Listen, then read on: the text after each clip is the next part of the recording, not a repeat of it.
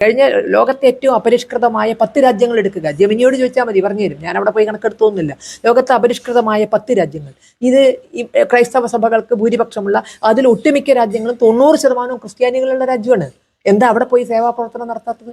എന്താ അവിടെ വിദ്യാഭ്യാസം കൊടുക്കാത്തത്? എന്താ അവിടുത്തെ അധസ്ഥിത വിഭാഗത്തോടൊപ്പം നിൽക്കാത്തത്? അവിടെ ഇനി മതം മാറ്റ കച്ചവടത്തിന് സാധ്യതയില്ല. അപ്പൊ ഇവർ വെറും കച്ചവടമാണ്, അല്ലാതെ ആളെ കൈപിടിച്ച് ഉയർത്തുക എന്നല്ല. ബംഗാളിൽ, കൽക്കത്തയിൽ ഇത്രയും കാര്യങ്ങൾ ചെയ്യുന്നവരെ ഒരു മതിലിനപ്പുറമുള്ള ബംഗ്ലാദേശ്, ഇതിനേക്കാൾ കഷ്ടമല്ല അവരുടെ സ്ഥിതി. കാരണം ഭൂമിശാസ്ത്രപരമായ ഒരുപാട് വെല്ലുവിളികൾ നേരിടുന്നു. മാത്രമല്ല എന്നും പ്രശ്നം. എന്താ അവിടെ പോയി ഒരു 2 ആളെ സേവിക്കാത്തത്? അപ്പൊ തടി വെടക്കാവില്ല എന്നുള്ളവർക്ക് വന്നിട്ട് കച്ചവടം നടത്തി പുറത്തു നിന്നുള്ള പണം ഇഷ്ടം പോലെ വരുത്തുക. ഇത് അതിനു വേണ്ടി മാത്രമാണ്. ഈ പാവങ്ങളെ കാട്ടിക്കൊണ്ട് പുറത്തുനിന്ന് പണം വാങ്ങി സഭകൾ കോടിക്കണക്കിന് രൂപ ഉണ്ടാക്കുക. അതിലേറ്റവും പുതിയ അടവാണ് ഈ മനുഷ്യക്കടത്ത്. ഇവിടെ ക്രൈസ്തവ സഭകളും നക്സലൈറ്റുകൾ അല്ലെങ്കിൽ മാവോവാദികളും ചെയ്യുന്നത് പട്ടിണി ഉണ്ടാക്കുകയാണ്. ഇപ്പോൾ ക്രൈസ്തവ സഭകൾ പറയുന്നത് ഞങ്ങൾ ചാരിറ്റി ചെയ്യുന്നതാണ്. ചാരിറ്റി ചെയ്യണമെങ്കിൽ എന്ത് വേണം? ദാരിദ്ര്യം വേണം. ഈ ദാരിദ്ര്യത്തിൽ നിന്ന് അവൻ ഒരു കാലത്ത് മോചിതനാവരുത്. അവന് വെറുതെ അരി കൊണ്ടു കൊടുക്കുക, പയറ് കൊണ്ടു കൊടുക്കുക, പരിപ്പ് കൊണ്ടു കൊടുക്കുക, അല്ലെങ്കിൽ അവൻ്റെ ദാരിദ്ര്യത്തിന് ഒരു അല്പനേരത്തെ ഭക്ഷണം കൊടുക്കുക. അങ്ങനെ അവൻ നിൽക്കാവുള്ളൂ. അതിലപ്പുറം അവൻ അധ്വാനിച്ച് അവന് അരി വാങ്ങിക്കാൻ പറ്റുന്നൊരു സാഹചര്യം ഉണ്ടാക്കരുത്. അതിനുള്ള ശ്രമങ്ങളൊന്നും ഇവർ നടത്തില്ല. നക്സലൈറ്റുകളും അതുതന്നെയാണ് ചെയ്യുന്നത്. സർക്കാർ ആനുകൂല്യങ്ങൾ പോലും ഈ വനവാസി ജില്ലകളിലേക്ക് എത്താതിരിക്കാനാണ് അവർ പലപ്പോഴും ശ്രദ്ധിക്കുന്നത്. ഒരു പാലം കെട്ടിയാൽ പോലും ആ പാലം തകർത്തിടും. കാരണം സർക്കാർ ഏജൻസികൾ ഒരു തരത്തിലും അങ്ങോട്ട് വരരുത്. അങ്ങനെയാണ് നക്സലൈറ്റുകൾ പല ജില്ലകളും പിടിച്ചടക്കിയിരിക്കുന്നത്. ഈ പട്ടിണിയാണ് അവർക്കുള്ള ആഹാരം.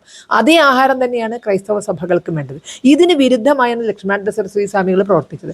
അദ്ദേഹം അവിടെ കൃഷി പ്രോത്സാഹിപ്പിച്ചുകൊണ്ടും അല്ലെങ്കിൽ എല്ലാവർക്കും തൊഴിൽ കിട്ടത്തക്ക വിധത്തിൽ ആരുടെയും അടിമയാകാതെ, ആരുടെയും മുന്നിൽ യാചകരാകാതെ നിൽക്കാൻ ആ വനവാസി സമൂഹത്തെ പ്രേരിപ്പിച്ചു അദ്ദേഹം. ഇതിനാണ് അദ്ദേഹം കൊല ചെയ്യപ്പെട്ടത്. നമസ്കാരം. ഛത്തീസ്ഗഡിൽ 2 കന്യാസ്ത്രീമാർ അറസ്റ്റിലായ വിഷയവുമായി ബന്ധപ്പെട്ടുകൊണ്ട് രാജ്യത്തോട് ഇവിടെയുള്ള ക്രിസ്ത്യൻ മതമേലധ്യക്ഷന്മാർ പറയുന്ന ഒരു കാര്യമുണ്ട്. 11 സംസ്ഥാനങ്ങളിൽ പല സർക്കാരുകൾ നടപ്പിലാക്കിയിട്ടുള്ള മതപരിവർത്തന നിരോധിത ബില്ല് അത് എടുത്തു മാറ്റണം. അങ്ങനെ ഒരു ബില്ലിന്റെ ആവശ്യമില്ല. ഇവിടെ മതപരിവർത്തനം എന്നുള്ളത് അത് തങ്ങളുടെ അവകാശമാണ്, മതം മാറ്റുക എന്നുള്ള രീതിയിലേക്ക് ഭരണഘടന അതിന് തങ്ങൾക്ക് അനുവാദം നൽകുന്നു എന്നുള്ള രീതിയിലേക്കുള്ള പ്രസ്താവനകളാണ് ഇവിടുത്തെ ക്രൈസ്തവ സഭാ മേലധ്യക്ഷന്മാർ നടത്തിക്കൊണ്ടിരിക്കുന്നത്. ഈ സമയത്ത് ഹിന്ദു സമൂഹത്തിനും ചില കാര്യങ്ങൾ പറയാനുണ്ട്. ഈ വിഷയത്തിൽ ഹിന്ദു ഐക്യവേദിയുടെ സംസ്ഥാന കാര്യകർത്താവായിട്ടുള്ള ശ്രീമതി ശശികല ടീച്ചർ നമ്മോടൊപ്പം ചേരുകയാണ്. ടീച്ചർ നമസ്കാരം. നമസ്തേ. ടീച്ചർ, ഇപ്പോൾ രാജ്യത്ത് പല സംസ്ഥാനങ്ങളിൽ, പ്രത്യേകിച്ച് വടക്കുകിഴക്കൻ സംസ്ഥാനങ്ങളടക്കമുള്ള പല സ്ഥലങ്ങളിലും മതപരിവർത്തനം എന്നുള്ളത് നിസ്സംശയം നമ്മൾക്ക് പറയാൻ സാധിക്കുന്ന തരത്തിലേക്ക് ഒരുപാട് വിഷയങ്ങൾ ഉണ്ടായിട്ടുണ്ട്. ഇപ്പോൾ ഈ കന്യാസ്ത്രീമാരുടെ അറസ്റ്റുമായി ബന്ധപ്പെട്ടുകൊണ്ട് പോലും ഇവിടുത്തെ സഭാ നേതൃത്വം പറയുന്നത് ഈ മതപരിവർത്തന നിരോധിത ബില്ല്, അങ്ങനെ ഒരു ബില്ല് വേണ്ട, അത് എടുത്തു മാറ്റണമെന്നാണ് പറയുന്നത്. ഒരു ഹിന്ദു സംഘടന കാര്യകർത്താവ് എന്നുള്ള ടീച്ചറുടെ ഒരു അഭിപ്രായം എന്താണ് ഈ വിഷയത്തിൽ? ഇവിടെ നമ്മളിപ്പോൾ മോഷ്ടാക്കളെ പിടിച്ചൊരു ഇന്റർവ്യൂ നടത്തിയാൽ അവർ പറയുക ഇന്ത്യൻ പീനൽ കോഡിൽ മോഷണത്തിനെതിരെയുള്ള എല്ലാ വകുപ്പുകളും ഒഴിവാക്കണം എന്ന് തന്നെയാണ്. കാരണം അവർക്ക് എപ്പോഴെങ്കിലും പിടിക്കപ്പെട്ടാൽ ആ വകുപ്പുകൾ പ്രകാരമാണല്ലോ ശിക്ഷ കിട്ടുന്നതും ജയിൽ ശിക്ഷ കിട്ടുന്നതും എല്ലാം അവർക്ക് അത് പ്രകാരമാണ്. അതുകൊണ്ട് അവർക്ക് അവരുടെ കച്ചവടം സുഖമായി നടക്കണമെങ്കിൽ ഇന്ത്യൻ പീനൽ കോഡിൽ ഇത്തരത്തിലുള്ള അതായത് മോഷണത്തിന് വിരുദ്ധമായ എല്ലാ കാര്യങ്ങളും ഒഴിവാക്കണം എന്ന് തന്നെയാണ്. അത് ഓരോ തൊഴിൽ മേഖലയിലും പ്രവർത്തിക്കുന്നവർ, അത് മറ്റുള്ളവർക്ക് എത്ര ബുദ്ധിമുട്ടുണ്ടാക്കുന്നു എന്ന് ചിന്തിക്കേണ്ട കാര്യം അവർക്കില്ല. ഇപ്പോൾ അഴിമതി നടത്തുന്നവരെ സംബന്ധിച്ചിടത്തോളം ഒരു അഴിമതി പോലും നടത്താൻ പറ്റാത്ത എന്ത് നാടാണ് ഇത് എന്നായിരിക്കും ചിലപ്പോൾ അവർ ചോദിക്കുക. കാരണം അവരെന്താണോ നടത്തുന്നത്, എങ്ങനെയാണോ കാശുണ്ടാക്കുന്നത്, അത് നിർബാധം പോകണം എന്ന് മാത്രമേ അവർക്ക് ധാരണയുണ്ടാവുള്ളൂ. അതിൽ പരം ധാരണയൊന്നും ഇവിടെ ഈ പറയുന്ന ക്രൈസ്തവ മേലധ്യക്ഷന്മാർക്കും ഇല്ല എന്ന് തന്നെയാണ് എനിക്ക് തോന്നുന്നത്. ക്രൈസ്തവ ഭൂരിപക്ഷം ഇത് അംഗീകരിക്കുന്നുണ്ടോ എന്ന് എനിക്കറിയില്ല. കാരണം ഒരു പക്ഷേ 12,000 വർഷങ്ങൾക്കപ്പുറം 2000 വർഷങ്ങൾക്കപ്പുറം യേശു പറഞ്ഞിട്ടുണ്ടോ എന്ന് നമുക്കറിയില്ല. എന്തായാലും കോൺസ്റ്റന്റൈൻ ചക്രവർത്തിയുടെ ഒരു നിർദ്ദേശപ്രകാരമാണ് ഈ സുവിശേഷം അറിയിക്കുന്നത്. കാരണം അത് ഒരു കാലഘട്ടത്തിൽ രാജ്യങ്ങൾ കീഴ്പ്പെടുത്താൻ മതം ഒരു ഘടകമായിരുന്നു. അങ്ങനെ മതത്തെ ഉപയോഗിച്ചുകൊണ്ട് രാജ്യം കീഴ്പ്പെടുത്തിയിരുന്ന കാലം പോയി. ഇന്ന് ആധുനിക കാലത്ത് നമുക്കൊരു രാജ്യം കീഴ്പ്പെടുത്തി എന്ന് പറഞ്ഞിട്ട് അവിടെ സ്വന്തം മതവിശ്വാസം അടിച്ചേൽപ്പിക്കാനൊന്നും കഴിയില്ല. അതുകൊണ്ട് ഈ മാറിയ കാലഘട്ടത്തിനനുസരിച്ച് ചില കാര്യങ്ങൾ ചിന്തിക്കാൻ ക്രൈസ്തവ സഭ തയ്യാറായില്ലെങ്കിൽ അത് നാടൊട്ടുക്ക് പ്രശ്നങ്ങളിലേക്ക് മാത്രമേ പോകൂ എന്നേ പറയാൻ പറ്റുള്ളൂ. മതപരിവർത്തനം നടത്തുക എന്നത് അവരുടെ അവകാശമാണ് എന്നവർ പറഞ്ഞാൽ, മതം സംരക്ഷിക്കുക എന്നത് ഞങ്ങളുടെ അവകാശമാണ് എന്ന് മറ്റൊരു വിഭാഗവും പറഞ്ഞാൽ എന്തായിരിക്കും ഭാരതം പോലൊരു രാജ്യത്തെ സ്ഥിതി എന്ന് അവരൊന്ന് ചിന്തിച്ചാൽ മതി. കേരളത്തിലെ മാധ്യമങ്ങൾ വലിയ രീതിയിൽ ഹിന്ദു സംഘടനകളെ കുറ്റപ്പെടുത്തുന്ന ഒരു സാഹചര്യമുണ്ട്. നമ്മളൊന്ന് കുറച്ച് പുറകിലേക്ക് പരിശോധിച്ചു കഴിഞ്ഞാൽ 2004 തോന്നുന്നു, ഒറീസയിലെ കാന്തമാൽ ജില്ലയിൽ സ്വാമി ലക്ഷ്മണാനന്ദ സരസ്വതി എന്ന് പറയുന്ന വിശ്വ ഹിന്ദു പരിഷത്തിന്റെ പ്രവർത്തനങ്ങളൊക്കെ ചെയ്യുന്ന, പ്രത്യേകിച്ച് ഈ മതം മാറിപ്പോയ ആളുകളെ തിരിച്ച് ഹിന്ദു ധർമ്മത്തിലേക്ക് കൊണ്ടുവരുന്ന പ്രവർത്തനങ്ങൾ അതിൽ വലിയ ഊർജ്ജസ്വലമായി പ്രവർത്തിച്ചിരുന്ന വ്യക്തിയായിരുന്നു. അദ്ദേഹത്തിന്റെ കൊലപാതകവുമായി ബന്ധപ്പെട്ടുകൊണ്ട് പോലും അന്വേഷണത്തിൽ ഇന്നും ജയിലിൽ കിടക്കുന്നത് ഈ കത്തോലിക്ക സഭയുമായി ബന്ധപ്പെട്ട ചില ആളുകൾ ഈ കേസിൽ ജയിലിൽ കിടക്കുന്നുണ്ട്. അവർ നക്സലേറ്റുകളുമായി ബന്ധപ്പെട്ടുകൊണ്ട് നടത്തിയൊരു കൊലപാതകമാണെന്നുള്ള രീതിയിലേക്കാണ് ആ ഒരു അന്വേഷണത്തിന്റെ റിപ്പോർട്ടൊക്കെ പുറത്തു വന്നിരിക്കുന്നത്. അപ്പോൾ ഈ ഹിന്ദു സംഘടനകളെ മാത്രം നമ്മുടെ കേരളത്തിലെ ഈ മാധ്യമങ്ങൾ ഇതുപോലെ വേട്ടയാടാൻ ശ്രമിക്കുന്നത് എന്തുകൊണ്ടായിരിക്കും? ഇവിടെ ലക്ഷ്മണാനന്ദ സരസ്വതി സ്വാമികൾ എന്തുകൊണ്ടാണ് കൊല ചെയ്യപ്പെട്ടത് എന്നത് തന്നെയാണ് ഇവിടുത്തെ മാധ്യമങ്ങൾ എന്തുകൊണ്ട് ഇങ്ങനെ പെരുമാറുന്നു എന്നതിനുള്ള ഉത്തരം. കാരണം ലക്ഷ്മണാനന്ദ സരസ്വതി സ്വാമികൾ കൊല ചെയ്യപ്പെട്ടത് അദ്ദേഹം കാര്യമായി പരാവർത്തനം നടത്തിയതിന്റെ പേരിലൊന്നുമില്ല. അദ്ദേഹം അങ്ങനെ കാര്യമായി പരാവർത്തനവും നടത്തിയിട്ടില്ല. മറിച്ച് അദ്ദേഹം ചെയ്തത് എന്താന്ന് പറഞ്ഞാൽ അവിടുത്തെ പാവപ്പെട്ട വനവാസികൾക്ക് സ്വന്തം കാലിൽ നിൽക്കാൻ പ്രാപ്തമാക്കി. ഇവിടെ ക്രൈസ്തവ സഭകളും നക്സലൈറ്റുകൾ അല്ലെങ്കിൽ മാവോവാദികളും ചെയ്യുന്നത് പട്ടിണി ഉണ്ടാക്കുകയാണ്. ഇപ്പോൾ ക്രൈസ്തവ സഭകൾ പറയുന്നത് ഞങ്ങൾ ചാരിറ്റി ചെയ്യുന്നതാണ്. ചാരിറ്റി ചെയ്യണമെങ്കിൽ എന്ത് വേണം? ദാരിദ്ര്യം വേണം. ഈ ദാരിദ്ര്യത്തിൽ നിന്ന് അവൻ ഒരു കാലത്ത് മോചിതനാവരുത്. അവന് വെറുതെ അരി കൊണ്ടു കൊടുക്കുക, പയറ് കൊണ്ടു കൊടുക്കുക, പരിപ്പ് കൊണ്ടു കൊടുക്കുക, അല്ലെങ്കിൽ അവൻ്റെ ദാരിദ്ര്യത്തിന് ഒരു അല്പനേരത്തെ ഭക്ഷണം കൊടുക്കുക. അങ്ങനെ അവൻ നിൽക്കാവുള്ളൂ. അതിലപ്പുറം അവൻ അധ്വാനിച്ച് അവന് അരി വാങ്ങിക്കാൻ പറ്റുന്ന ഒരു സാഹചര്യം ഉണ്ടാക്കരുത്. അതിനുള്ള ശ്രമങ്ങളൊന്നും ഇവർ നടത്തില്ല. നക്സലൈറ്റുകളും അതുതന്നെയാണ് ചെയ്യുന്നത്. സർക്കാർ ആനുകൂല്യങ്ങൾ പോലും ഈ വനവാസി ജില്ലകളിലേക്ക് എത്താതിരിക്കാനാണ് അവർ പലപ്പോഴും ശ്രദ്ധിക്കുന്നത്. ഒരു പാലം കെട്ടിയാൽ പോലും ആ പാലം തകർത്തിടും. കാരണം സർക്കാർ ഏജൻസികൾ ഒരു തരത്തിലും അങ്ങോട്ട് വരരുത്. അങ്ങനെയാണ് നക്സലൈറ്റുകൾ പല ജില്ലകളും പിടിച്ചടക്കിയിരിക്കുന്നത്. ഈ പട്ടിണിയാണ് അവർക്കുള്ള ആഹാരം. അതേ ആഹാരം തന്നെയാണ് ക്രൈസ്തവ സഭകൾക്കും വേണ്ടത്. ഇതിന് വിരുദ്ധമായാണ് ലക്ഷ്മണാനന്ദ സരസ്വതി സ്വാമികൾ പ്രവർത്തിച്ചത്. അദ്ദേഹം അവിടെ കൃഷി പ്രോത്സാഹിപ്പിച്ചുകൊണ്ടും അല്ലെങ്കിൽ എല്ലാവർക്കും തൊഴിൽ കിട്ടത്തക്ക വിധത്തിൽ ആരുടെയും അടിമയാകാതെ ആരുടെയും മുന്നിൽ യാചകരാകാതെ നിൽക്കാൻ ആ വനവാസി സമൂഹത്തെ പ്രേരിപ്പിച്ചു അദ്ദേഹം. ഇതിനാണ് അദ്ദേഹം കൊല ചെയ്യപ്പെട്ടത്. അപ്പോൾ ലക്ഷ്മണാനന്ദ സ്വാമികൾ എങ്ങനെ നക്സലേറ്റുകളുടെ ശത്രുവായി? അത് തന്നെയാണ് കേരളത്തിലെ മാധ്യമങ്ങളുടെയും അവസ്ഥ. കേരളത്തിലെ മാധ്യമങ്ങളെ തീറ്റിപ്പോന്നത് ഇവരൊക്കെ തന്നെയാണ്. ഈ അർബൻ നക്സലുകൾ അല്ലെങ്കിൽ ഇതേപോലെ തന്നെ സഭകൾക്ക് പണം വരുന്നതിൽ പണമേ വേണ്ടുള്ളൂ. അതുകൊണ്ടാണല്ലോ മാപ്ര എന്നൊരു പേര് വന്നു പെട്ടത്. കാരണം അവർക്ക് വേണ്ടത് പണമാണ്. ഈ പണം കിട്ടണമെന്നുണ്ടെങ്കിൽ ഒരിക്കലും ഹൈന്ദവ സംഘടനകൾ പണം കൊടുത്തുകൊണ്ട് ഒരു വാർത്തയും കൊടുപ്പിക്കില്ല. കാരണം അതിനൊന്നുള്ള സാമ്പത്തിക ശേഷി ഞങ്ങൾക്കില്ല. ഉണ്ടെങ്കിലും ഞങ്ങൾ അതൊട്ട് ചെയ്യുകയില്ല. അപ്പോൾ ഞങ്ങളുടെയൊക്കെ ഫേസ്ബുക്ക് പോസ്റ്റുകൾ പോലും ചിന്തിച്ചല്ലാതെ ഞങ്ങളൊരു നയ പൈസ കൊടുത്തിട്ട് ഞങ്ങളാരും ഫേസ്ബുക്ക് പോസ്റ്റ് പോലും ഇതുവരെ അതിനെ ബൂസ്റ്റ് ചെയ്തുകൊണ്ട് പോയിട്ടില്ല. ആളുകൾ കണ്ട് മുന്നോട്ട് പോവുകയാണെങ്കിൽ പോവുക. അപ്പോൾ അത്തരം ഒരു സന്ദർഭത്തിൽ ഹൈന്ദവ സമൂഹത്തോടോ സംഘടനകളോടോ ഒട്ടി നിന്നു എന്നതുകൊണ്ട് ഇവർക്ക് പ്രത്യേകിച്ചൊന്നും കിട്ടാനില്ല. പണ്ട് സെബാസ്റ്റ്യൻ പോളിൻ്റെ മകൻ പറഞ്ഞിട്ടുണ്ട്, ഈത്തപ്പഴത്തിൻ്റെ മർദ്ദവും അല്ലെങ്കിൽ അവിടെ നിന്ന് കിട്ടുന്ന പ്ലെയിൻ ടിക്കറ്റുകളും ഒക്കെയാണ് ഇവിടുത്തെ വാർത്തകളെ സ്വാധീനിക്കുന്നത്. അപ്പോൾ പെട്രോ ഡോളർ ആണെങ്കിലും അതുപോലെ തന്നെ ക്രൈസ്തവ സഭകൾക്ക് വരുന്ന സമ്പത്തിൻ്റെ ആണെങ്കിലും നല്ലൊരു പങ്കെടുത്തുകൊണ്ട് ഈ മാധ്യമങ്ങളെ വിലക്കെടുത്തിട്ടുണ്ട്. അവർക്ക് വിദേശ സഞ്ചാരം ഏർപ്പെടുത്തി കൊടുക്കുന്നുണ്ട്. അവർക്ക് വേണ്ടുന്ന കിഴി കിട്ടുന്നുണ്ട്. അപ്പോൾ അതുകൊണ്ട് അവർക്ക് വേണ്ടിയാണ് സംസാരിക്കുന്നത്. പലപ്പോഴും എന്നെങ്കിലും ഒരിക്കൽ ഇവർ പേന താഴത്ത് വെച്ചാൽ ഇവർ സത്യം പറയും. അങ്ങനെ അത്തരം പല മാധ്യമ പ്രവർത്തകരും പറഞ്ഞിട്ടുണ്ട്. എന്നെങ്കിലും ഈ മേഖലയിൽ നിന്നവരും പിന്മാറിയാൽ അവരുടെ ഒരു പക്ഷേ നാളെ ആത്മകഥ എഴുതുമ്പോഴോ ജീവചരിത്രം എഴുതുമ്പോഴോ ഒക്കെ നമുക്ക് പലതും തുറന്ന് വായിക്കാം. എന്തുകൊണ്ടാണ് അവർ ഇത്തരത്തിലുള്ള വാർത്തകൾ എഴുതിയത് എന്ന്. ഇവരുടെ വെറും ടൂള് മാത്രമാണ് ഇവരെല്ലാം വിലക്കെടുക്കപ്പെട്ടവർ. ഇപ്പോൾ കഴിഞ്ഞ ദിവസം ഹിന്ദു ഐക്യവേദിയുടെ സംസ്ഥാന അധ്യക്ഷനായിട്ടുള്ള RV ബാബു ചേട്ടൻ ഒരു മാധ്യമ ചർച്ചയിൽ അദ്ദേഹത്തിനെതിരെ നിന്നിരുന്ന അല്ലെങ്കിൽ അദ്ദേഹത്തോട് സംസാരിച്ചിരുന്ന ഒരു സഭാ നേതൃത്വത്തിലെ ഒരു വ്യക്തി, ഒരു ഫാദർ, അദ്ദേഹം പറയുന്ന ഒരു കാര്യം, ഇവിടെ നിങ്ങൾ അടിച്ചമർത്തപ്പെട്ടവരുടെ കൂടെ നിൽക്കാതെ വലിയ രീതിയിൽ തന്നെ ദളിത് ഗോത്ര വിഭാഗങ്ങളെ നമ്മുടെ സമൂഹത്തിൽ നിന്ന് അകറ്റി നിർത്താൻ വേണ്ടി ശ്രമിക്കുന്ന ആളുകളാണെന്നുള്ള രീതിയിലേക്ക് പറയുന്നു. ഞങ്ങൾ അവരെ കൈപിടിച്ചു ഉയർത്താൻ ശ്രമിക്കുന്നു. അത് കണ്ടിട്ട് ഇവിടുത്തെ ബ്രാഹ്മണിക്കൽ നയമുള്ള ആളുകളാണ് ഞങ്ങൾക്കെതിരെ വാളോങ്ങി വരുന്നത്, ഞങ്ങൾക്കെതിരെ ഭീഷണിപ്പെടുത്തുന്നുള്ള ഒരു വലിയ ആരോപണമാണ് ഈ സഭാ നേതൃത്വം ഇപ്പോൾ നടത്തിക്കൊണ്ടിരിക്കുന്നത്. ഇതിൽ ഈ ഒരു സംഭവത്തിൽ എന്താണ് ഹിന്ദു സംഘടനയുടെ ഒരു മറുപടി എന്നാണ്? ഏതുവരെ ഉയർത്തിയവർ?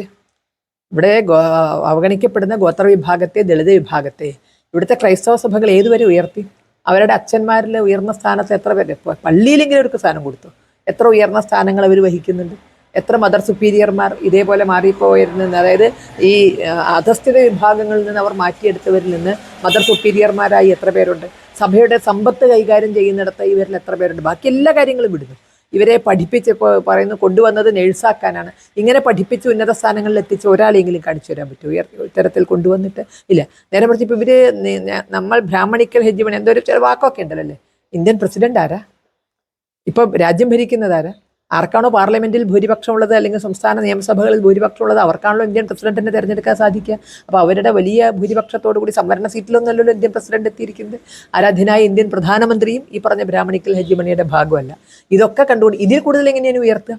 ഒരു രാജ്യത്തെ അധസ്ഥിത വിഭാഗങ്ങളെ ഇനി എങ്ങോട്ടാണ് നമ്മൾ കൈപിടിച്ചുയർത്തുക?